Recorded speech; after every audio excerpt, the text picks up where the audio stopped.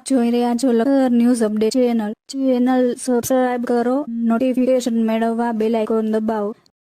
તલવણી ગામ પાસેથી પસાર થતી LD2 કેનાલ ઓવરફ્લો થતાં શિયાળુ પાક વાવેલ ખેતરમાં પાણી ફરી વળ્યા। ખેડૂતે કેનાલની સફાઈ કરવામાં આવી નહીં હોવાથી કેનાલ ઓવરફ્લો થઈ હોવાનું જણાવ્યું। લખતર તાલુકાને સૌથી વધારે નર્મદાની main canal, branch canal, minor canal, sub minor કેનાલનો લાભ મળ્યો છે। આમાંથી ઘણી બધી કેનાલ અવારનવાર ઓવરફ્લો થવાના, તૂટી જવાના સાથે ગાબડું પડવાના બનાવ બનતા હોય છે।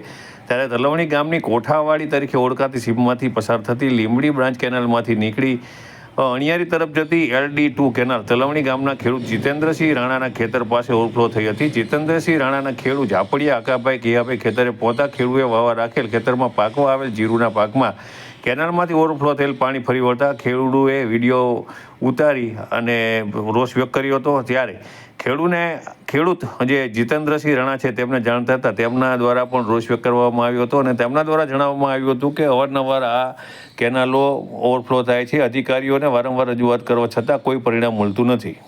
મારું નામ રાણા જીતેન્દ્રસિંહ જુરુભા, ગામ તલવણી। મારા ખેતરમાં શિયાળુ પાક જીરું વાવેલ હતું, એમાં નર્મદાના કેનાલના પાણી અવારનવાર છલકાઈને અંદર આવે। કોઈ અધિકારીઓને ફરિયાદ કરવા છતાં કોઈ સાંભળતું નથી।